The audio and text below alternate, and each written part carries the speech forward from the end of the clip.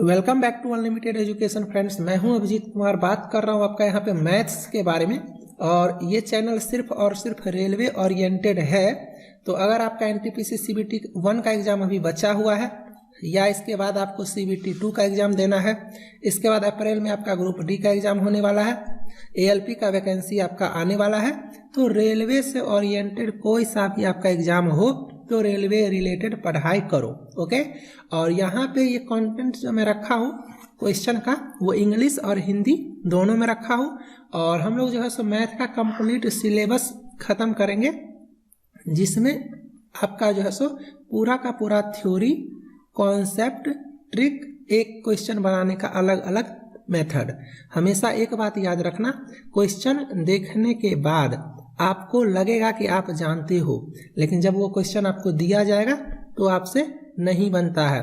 तो जिस स्टूडेंट का मैथ वीक है, जिसे आपको 30 आउट ऑफ 30 नहीं आता है, 35 आउट ऑफ 35 जो लोग नहीं ला पाते हो, है ना, या आपका कॉन्फिडेंस लेवल लो है, तो ये जो आपका सेशन होने वाला है ये काफ़ी ज़बरदस्त सेशन होने वाला है।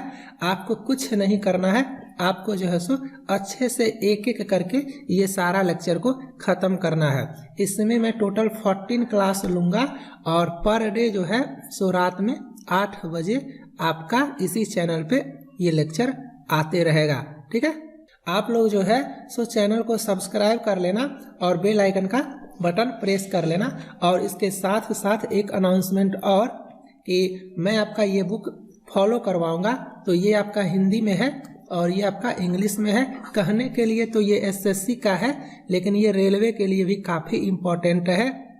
और आप लोग अगर इस बुक का हर एक question according to railway syllabus, मतलब रेलवे के सिलेबस में जो जो चैप्टर है, उस चैप्टर को अगर आप अच्छे से इस बुक से करोगे तो आपको काफ़ी ज़्यादा फायदा होने वाला है। आपको सिर्फ इस बुक से क्वेश्चन देखना है, इस बुक से सिर्फ आपको क्वेश्चन देखना है और सॉल्यूशन जो मैं करवाऊंगा या मैं बताऊंगा उसको देखना है। बुक का सॉल्यूशन आपको नहीं देखना है, नहीं तो काफ़ी कंफ्यूज कर जाओगे। और कोई सा भी इधर उधर का बुक मत फॉलो करना, आप लोग बस इसको जो है सो अच्छे से कंप्लीट करो और ये बुक मैं आपको करवाऊंगा। ओके। तो इंग्लिश वाला बुक जो है सो इंग्लिश वाले चैनल पे और हिंदी वाला बुक जो है सो हिंदी वाले चैनल पे। तो आप लोग जो है सो डिस्क्रिप्शन में एक नया चैनल है जिस पे रेलवे का प्रिपरेशन हिंदी में होता है, उसको भी सब्सक्राइब कर लो। और पढ़ाऊंगा किस तरह से ये भी आप लोग जान जाओ। जैसे कि ये चैप्टर परसेंटेज आप पढ़ रहे हो, इसका मान लो आपको 14 लेक्चर में मैं ख़त्म कर रहा हूँ और क्वेश्चन देख लो, कुछ इस तरह से क्वेश्चन रहेगा आपका।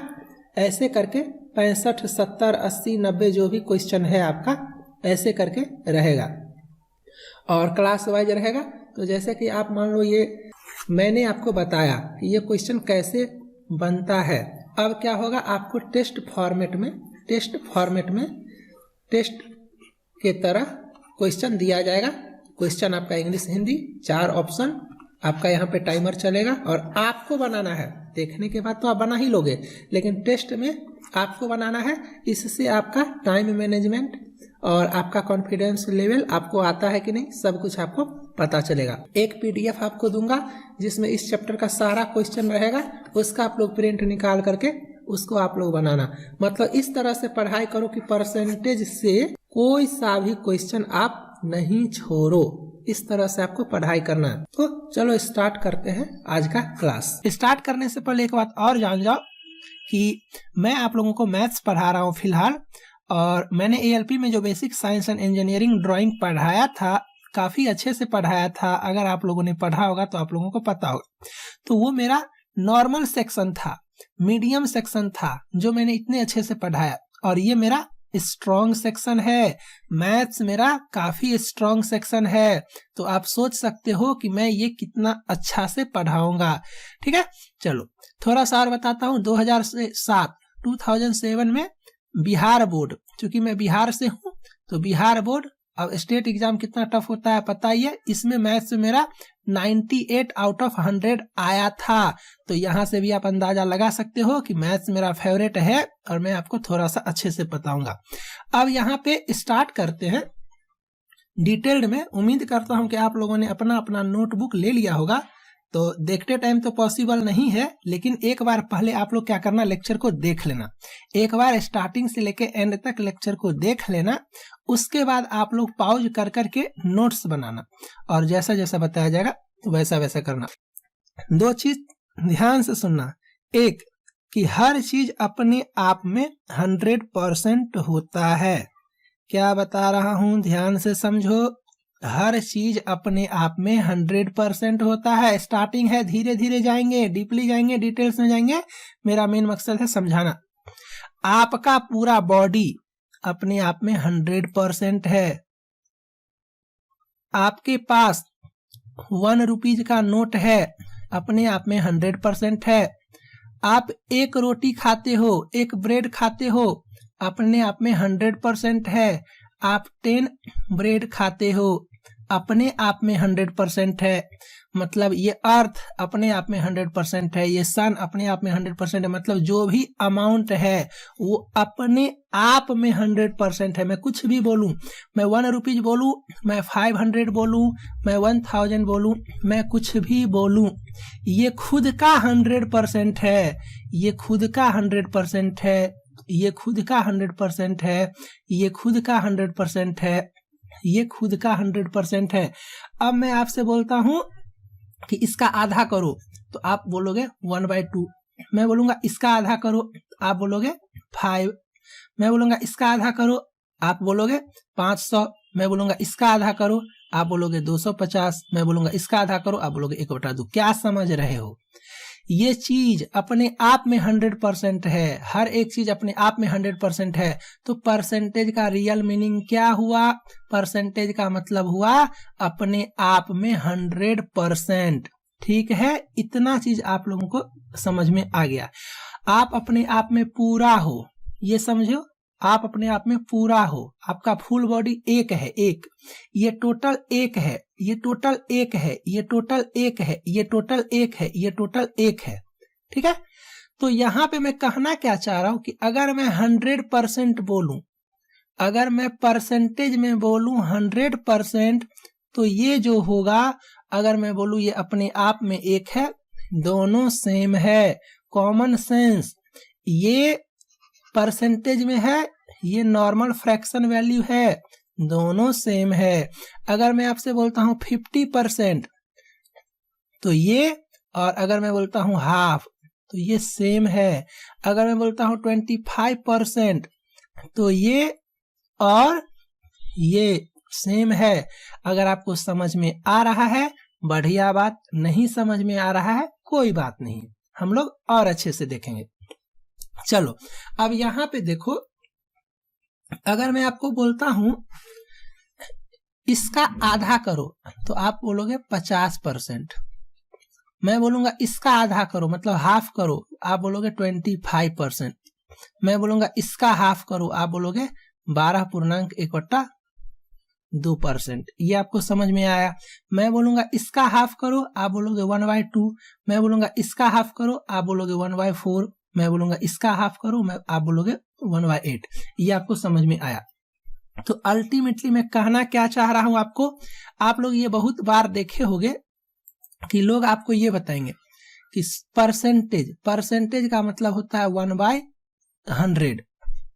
समझने का कोशिश करना। अगर मैं लिखता हूं 100%, तो 100 तो आप लिखोगे और परसेंटेज के जगह पे लिखोगे 1/100। तो ये कैंसिल आउट हो करके आपका हो जाता है 1, जो कि स्टार्टिंग में मैंने बताया था कि 100% 1 के बराबर होता है। धीरे धीरे लेके जा रहे हैं और काफी स्पीड में आपको हाई लेवल पे लेके चले जाएंगे। तो ये आपको समझ में आया। तो अगर आपको ये पता चला, तो मैं बोलता हूं कि 50%, तो आपको अगर आता है तो आप डायरेक्ट बोलोगे 1/2।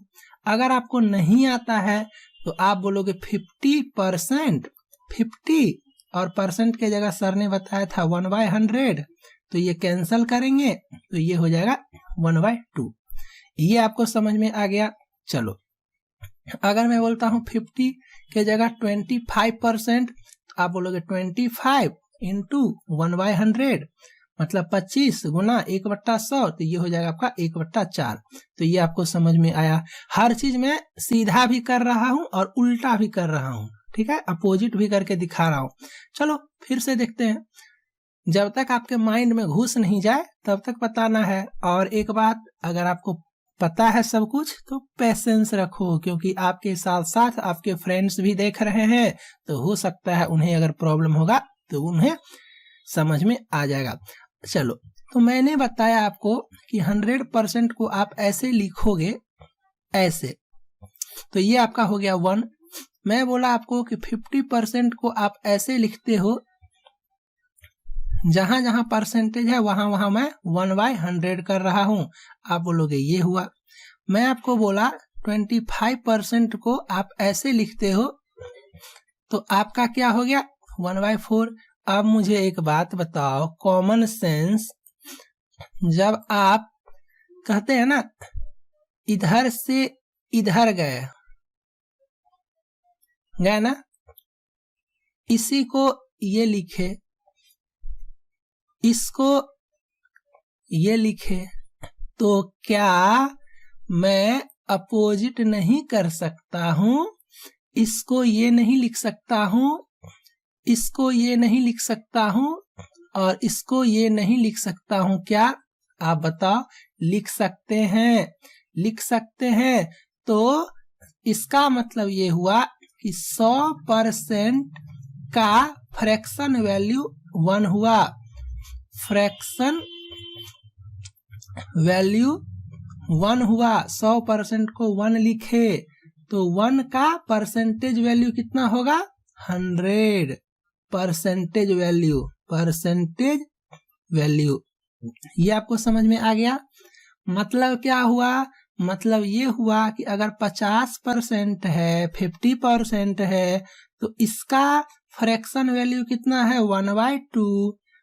ये है आपका फ्रैक्शन वैल्यू, कितना है 1/2। तो 1/2 का क्या परसेंटेज वैल्यू कितना हो जाएगा 50%। तो ये आपको समझ में आ गया। धीरे धीरे आपका माइंड को मैं आगे लेके जा रहा हूं। चलो अब देखते हैं फिर से वही सारा चीज। 100% का फ्रैक्शन वैल्यू 1, तो 1 का परसेंटेज वैल्यू 100। 50% का फ्रैक्शन वैल्यू 1/2, तो 1/2 का परसेंटेज वैल्यू 50%। चलो अब एक चीज और देखते हैं। इसको आप कैसे लिखे थे? इसको आप लिखे थे 50 गुना 1/100, यही लिखे थे ना। तो ये आपका आया 1/2।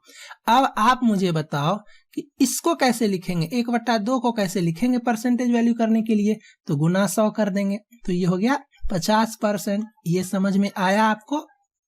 ये समझ में आया आपको? मतलब मैं क्या कहना चाह रहा हूं, फ्रैक्शन वैल्यू लाने के लिए बट्टा 100 कर रहे हैं, परसेंटेज वैल्यू लाने के लिए गुना 100 कर रहे हैं। परसेंटेज वैल्यू लाने के लिए मल्टीप्लाई किए 100 से, और फ्रैक्शन वैल्यू लाने के लिए बट्टा किए 100 से। अब अगर आप बोलोगे सर मुझे कैसे समझ में आएगा कि परसेंटेज वैल्यू के लिए मल्टीप्लाई करेंगे और फ्रैक्शन वैल्यू के लिए डिवाइड करेंगे, तो ये कॉमन सेंस का बात है। ग्रेजुएशन लेवल का जॉब का तैयारी कर रहे हो, फिर भी मैं छोटा सा तरीका बता ही देता हूँ। फ्रैक्शन क्या होता है, जैसे कि ये है फ्रैक्शन, ये है फ्रैक्शन, ये है फ्रैक्शन, ये है फ्रैक्शन, ये सब फ्रैक्शन है ना। तो क्या देख रहे हो, फ्रैक्शन में डिवाइडेड बाय समथिंग है ना, फ्रैक्शन में डिवाइडेड बाय समथिंग है ना। तो बस हो गया, फ्रैक्शन वैल्यू निकालना है तो डिवाइडेड बाय समथिंग करेंगे। समथिंग मींस व्हाट 100, क्योंकि परसेंटेज का बात कर रहे हैं, और परसेंटेज वैल्यू निकालना है तो मल्टीप्लाई बाय 100 करेंगे। उम्मीद करता हूं कि समझ में आ गया होगा। मतलब पिछले 15 मिनट में मैंने आपको सिर्फ एक छोटा सा चीज सिखाया, परसेंटेज वैल्यू और फ्रैक्शन वैल्यू। फ्रैक्शन वैल्यू करना है, क्या करेंगे, डिवाइडेड बाय 100 करेंगे, 1/5 आ गया। परसेंटेज वैल्यू करना है, क्या करेंगे, मल्टीप्लाई बाय 100 करेंगे, 20% आ गया। जो ये आया वही ये आया, उम्मीद करता हूं समझ में आ गया होगा। काफी बेसिक्स से इसलिए बता रहा हूं कि आप लोगों को पता होगा परसेंटेज अगर आप सीख जाते हो तो 25% मैथ्स आपका क्लियर हो जाएगा, अच्छा हो जाएगा, स्ट्रांग हो जाएगा। बिकॉज इसके बाद जो भी चैप्टर पढ़ेंगे जैसे कि पार्टनरशिप, प्रॉफिट एंड लॉस, हर जगह आपका जो है सो परसेंटेज काम आएगा। तो अगर आपको परसेंटेज नहीं निकालने आता है तो फिर आप कैसे बनाओगे? तो इसीलिए परसेंटेज मैंने उठाया है। तो अच्छे से समझो परसेंटेज कैसे होता है, तो ये आपको पता चला। अब आप मुझे बताओ, मैं ऐसे करके बता रहा हूं, ध्यान से समझना। 100% आप क्या करोगे? 100/100। ध्यान से समझना। 90% 90/100, 90/100। 80% 80% 80/100। 60% 60/100। 50% 50/100। 25% 25/100। 1% 1/100। फ्रैक्शन वैल्यू कर रहे हैं, सॉल्व करोगे। 1 9/10, क्या 4/5, क्या 3/5, 1/2, 1/4, 1/100। तो ये आपको समझ में आ गया। तो ये है आपका फ्रैक्शन वैल्यू। अब मैं क्या करता हूं? उल्टा करता हूं। उल्टा मीन्स व्हाट? ऐसे आप लोग ही बताओगे धीरे धीरे। 1 1/2, 1/3, 1/4, 1/5, 1/6, 1/7, 1/8, 1/9, 1/10, 1/11। ये तो फ्रैक्शन में है ना, तो क्या करना है? परसेंटेज में करना है। ये क्या था? ये क्या था? ये था परसेंटेज। ये क्या था? ये था परसेंटेज। तो परसेंटेज को फ्रैक्शन में करने के लिए डिवाइड किए। ये क्या है? फ्रैक्शन। फ्रैक्शन को परसेंटेज में करने के लिए मल्टीप्लाई करेंगे। किससे? 100 से। एक बात याद रखना, परसेंटेज में हमेशा 100 के साथ खेलेंगे, ठीक है? हमेशा 100 के साथ खेलेंगे। चलो फिर से सब में करना है, परसेंटेज वैल्यू लाना है, सब में करना है। समझना, ये बेसिक्स है, यहाँ पे कुछ बताना है मुझे। फर्स्ट लेक्चर है, बेसिक्स आपको सीखना ही पड़ेगा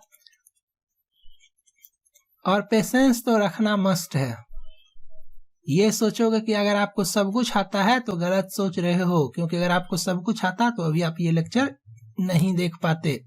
चलो अब बताओ, अब क्या करेंगे? सॉल्व करेंगे। करते हैं। 100%, 50%, आप लोग भी कर लेना। 33, यही हुआ ना परसेंट। अगर कहीं मिस्टेक हो तो कॉमन सेंस लगा लेना, क्योंकि मुझे बोलना भी पड़ता है, लिखना भी पड़ता है, समझाना भी पड़ता है, तो कभी कभी स्लिप ऑफ माइंड हो जाता है। 25%, 20%, इसको कैसे करोगे? देखो ऐसे, 16 छक 96, 4/10, यही है ना? 16 छक 96, 4/6, तो ये आपका हुआ। अब इसको अगर आप सॉल्व करोगे तो 2 दूनी 4, 2 तिया 6, मतलब 16.2/3%। इसी तरह इसको करोगे तो 14 7 98, ये हुआ।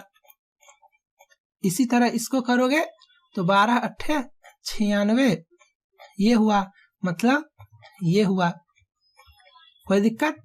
उसी तरह इसको करोगे 11 9 99, ये हुआ। इसको करोगे, ये हुआ, और इसको करोगे तो 11 9 99, ये हुआ। ठीक है, देख लेना, कहीं भी गलती नहीं होना चाहिए। चलो, ये मैंने आपको सिखाया यहाँ पे।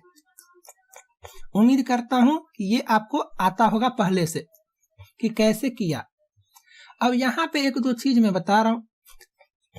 ये आसान है, ये आसान है, ये आसान है, ये आसान है, ये आसान है, एक है ये, एक है ये, एक है ये, एक है ये आसान है, एक है ये। क्या समझे? 1/6, 1/7, 1/8, 1/9, 1/11। अब चलो फिर से 1/6, 1/7, 1/8, 1/9, 1/11। अब देखो यहाँ पे आप जब इसको किए थे सॉल्व तो आपका आया था 16 छक 96, 4/6 यानी कि 16.2/3। ये आपका आया था। ये आपका आया था 14 सत्ते 98, 2/7। ये आपका आया था 12 अट्ठे 96, 4/8। ये आपका आया था 11 नमा 99, 1/9। और ये आपका आया था क्या, जब इसको आप ऐसे करोगे 100 से मल्टीप्लाई करोगे तो आपको इस तरह से होगा। ठीक है, ये आपका आया 11 नमा 99, 1/11। अब यहाँ पे काफी टीचर क्या बोलते हैं कि रट जाओ, काफी टीचर क्या बोलते हैं कि रट जाओ, लेकिन मैं क्या बोलूंगा कि नहीं रटो। काफी टीचर आपको बोलेंगे कि याद करो और मैं क्या बोलूंगा कि याद मत करो। पूछोगे कैसे? तो आप बैंक का एग्जाम नहीं दे रहे हो, आप रेलवे का एग्जाम दे रहे हो।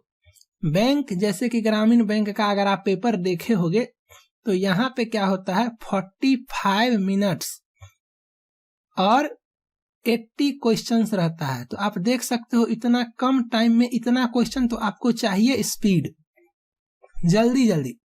बट रेलवे में क्या होता है, रेलवे में क्या होता है आपको 90 मिनट्स ओनली 100 क्वेश्चंस। मतलब आपको रेलवे में टाइम दुनिया भर का है, टाइम का इशू रेलवे के एग्जाम में नहीं होता है। पॉइंट नंबर 1 कि आपको टाइम का प्रॉब्लम रेलवे एग्जाम में नहीं होगा। पॉइंट नंबर 2, अगर ये छोटा छोटा चीज अगर आप याद करोगे ना तो माइंड पे लोड बढ़ेगा और जो चीज याद करना चाहिए वो याद करने लायक आपके पास जगह नहीं बचेगा माइंड में। और कोई भी चीज जब रटते हैं ना तो वो गलत होने का चांस भी ज्यादा होता है। क्यों? क्योंकि आपने रट्टा मारा हुआ है, थोड़ा सा slip of tongue, slip of mind हुआ और आपका गलत। तो याद नहीं करना है। जब आप 5 सेकंड में ये निकाल सकते हो तो आप इसको याद क्यों करोगे? याद वहां पे किया जाता है जहां पे टाइम सेव होता है, टाइम सेव होता है, कैलकुलेशन काफी लेंदी होता है, वहां पे ट्रिक वगैरह यूज किया जाता है। तो उम्मीद करता हूं कि मेरा कहने का मतलब समझे होगे। और हर टीचर का अपना स्टाइल होता है पढ़ाने का, तो कोशिश करना कि जो मैं बता रहा हूं वो फॉलो करो। 1/6 × 100, 16 छक 96, 4/6, 16.2/3। 5 सेकंड में आप ले आए, आप इसको याद करोगे नहीं। 1/7 × 100, 14 सत्ते 98, 2/7। आंसर 1/8 × 100, 12 अट्ठे 96, 4/8। अगर आप इसको सॉल्व करोगे तो आंसर 1/9 × 100, 11 नमा 99, 1/9, 1/11 × 100, 11 नमा 99, 1/11। तो ये आप विदिन 5 सेकेंड ला सकते हो, तो याद नहीं करना। चलो अब एक चीज है जो आपको याद करना है। अब क्या याद करना है तो मैं वो बताता हूं। यहाँ पे एक चीज मुझे बताओ कि अभी मैंने आपको बताया 1/9 का निकालने के लिए फ्रैक्शन और 1/11 का, तो आप कैसे करोगे? आप ऐसे करोगे 11 नमा 99, 1/9। और इसका क्या करोगे? इसका क्या करोगे? 11 नमा 99, 1/11। यहाँ पे कुछ देखोगे तो आपको समझ में आ जाएगा। और जो भी मैं बात कर रहा हूँ तो परसेंटेज के बारे में बात कर रहा हूँ, तो ये सब परसेंटेज है, ये सब क्या है? परसेंटेज है। ठीक है, जहां भी है देख लो सब जगह मैंने परसेंटेज लिखा हुआ है, जहां पे मैंने नहीं लिखा हुआ है तो यहाँ पे सब कुछ परसेंटेज है। टोटल क्या है? परसेंटेज। फ्रैक्शन को परसेंटेज में ला रहे हैं। तो यहाँ पे देखो ये जो है ना आपको एग्जाम में थोड़ा सा घुमा देगा। अगर आपको ये दे देगा, अगर आपको ये दे देगा तो आप क्या करोगे? 11 × 99 1 100, 100/9 और परसेंटेज के लिए क्या करते हैं? बट्टा 100 करते हैं फ्रैक्शन में। तो ये और ये कैंसिल कर दोगे तो 1/9 1/9 आपका फ्रैक्शन आ जाएगा। मैं आपको बोलूंगा कि इसका फ्रैक्शन बताओ तो आप बोलोगे 11 × 99 1 100/11 और परसेंटेज है तो उसको फ्रैक्शन में करने के लिए क्या करेंगे? डिवाइड करेंगे। तो ये आपका हो जाएगा 1/11। जब भी फ्रैक्शन निकालना हो बट्टा 100 कर देना, जब भी परसेंटेज निकालना हो मल्टीप्लाई 100 कर देना। मैंने याद करने का ट्रिक क्या बताया?